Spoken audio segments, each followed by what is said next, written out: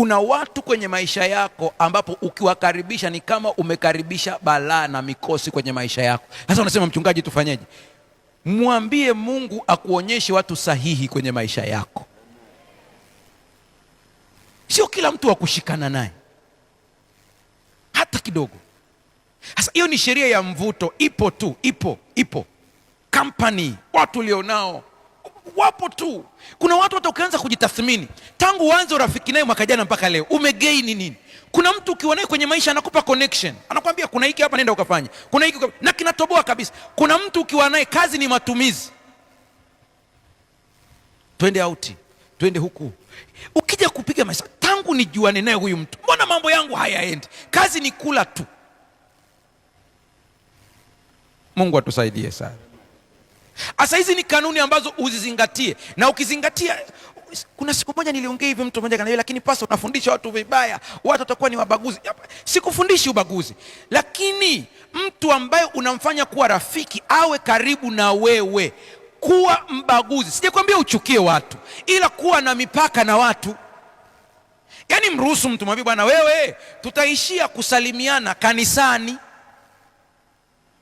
Hujambagua wala hujasema kwamba ana dhambi. Siongelei hoja ya dhambi hapa. Naye sio kwamba ni mbaya, ana mtu wake ambaye wakikutana watafaana. Ila wewe mwambie bwana, wewe rafiki yangu, lakini kanisani tutasalimiana, tukitoka hapo neema ya Bwana iwe na. Mmekosea. Kuna wengine mmewaingiza mpaka chumbani, hawakupaswa kuingia. Eti wewe mtu wangu wa karibu kabisa, njoo na kitanda chako anakalia kabisa. Wewe hivi umejirahisisha kiasi hicho? Mbona unakuwa so simple? Maisha yako unayarahisisha tu. Ni kweli una duka, unafanya biashara, sio kila mtu akumuingiza store. Pastor, huyu ni mtu wangu wa karibu. Mtu wako wa karibu ni mkeo au mumeo, mwisho wa kunukuu.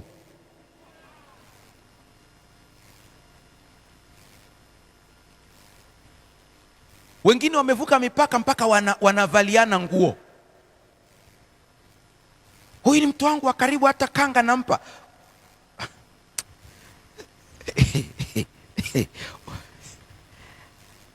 Tunavaliana hadi gauni.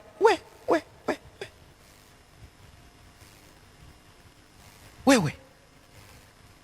Sisi tulikuwa tunavaliana vikoti na singo wakati tuko sekondari, ni kwa sababu tulikuwa hatuna namna.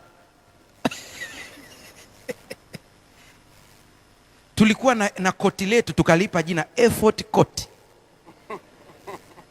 Ukiitwa kuhubiri kesho yake unamtazama mwenzako amelivaa, unamwai kabisa, kwa sababu kuna zile prepo na nini, vespers, evening vespers. Jamaa amepiga hubiri lake la jioni pale, amemaliza, mnaenda kula chakula pale cha jioni, unamuahi, ambaye bwana, kula vizuri usije ukalichafua, maana kesho natakiwa nikafanyie poti. Hayo maisha yalikuwa ya miaka hiyo, sio sasa. Acha hivyo vitu. Tunaishi ulimwengu mwingine kabisa sasa hivi. Acha. Haleluya. Hata kukopeshana, kiukweli kabisa, mimi ukiniambia muumini na muumini wakopeshane, ukiniuliza kutoka moyoni, nakwambia acha hizo tabia. Toa pesa ambayo hutadai. Bwana, shida milioni 2, mwambie njoo, mimi nina uwezo wa laki hizi, nimekupa kwa amani. Tukionana tusali kwa amani, ili msije mkagombana. Hizo ni kanuni, zingatia kwenye maisha. Haleluya. Sasa sikiliza hii. Kuna kanuni ya kupanda na kuvuna. Baadhi yenu magumu mnayoyapitia sasa hivi ni kwa sababu ya kuvunja sheria za asili bila kujua au kwa kujua. Nataka nisome sentensi hii. Kanuni ya kupanda na kuvuna ni mojawapo ya sheria thabiti na za ulimwengu wote zinazojitokeza mara kwa mara katika maandiko. Inatufundisha kwamba matendo yetu, narudia tena, inatufundisha kwamba matendo yetu, mitazamo yetu na maamuzi yetu yana matokeo. Aha, sheria hii inafanya kazi katika kila eneo la maisha: kiroho, kimwili, kimahusiano na kifedha. Yaani ili uweze kupokea baraka ya kiuchumi, kuna kanuni lazima uzingatie. Sikiliza hii. Sio kila mtu mwenye pesa ana raha. Kwa hoja sio kuwa na pesa. Hoja ni kuwa na baraka, alafu uenjoy hiyo baraka, uifurahie hiyo baraka. Hiyo ndio hoja ya msingi. Unaweza kuwa na baraka lakini una raha nayo, ni mateso, ni shida, magonjwa yanakuja, unahangaika, kwa sababu kuna kanuni za asili ambazo hukuzijua na hujazingatia.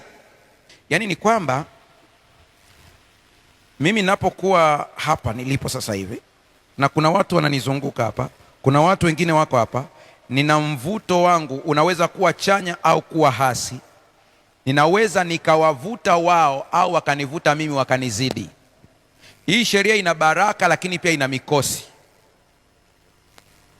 Naongea na watu wa una binadamu. Naongea na watu wa una binadamu. Tumesema ina baraka au ina nini? Vyote vinaenda kwa pamoja. Naanza kukuchokoza kidogo, kuna vitu kwenye maisha yako utavikumbuka. Hujawahi kuona mtu ambaye anakuwa karibu na mtu vitu vyake vinaenda vizuri, au mwingine anakuwa karibu na mtu vitu vinaanza kuharibika? Mwahi kusikia hizo habari hizo? Biblia iko wazi, nasema msidanganyike, mazungumzo mabaya huharibu tabia njema. Iko wazi kabisa hiyo. Kwa hiyo kampani ya watu ambao uko nao inaweza ikakuvuta pazuri au pabaya. Nakupa mifano ya kibibilia kadhaa. Moja, kilichofanya nyumba ya Potifa ibarikiwe sio Potifa. Ilikuwa nani? Yusufu. Iko kwenye Biblia kabisa.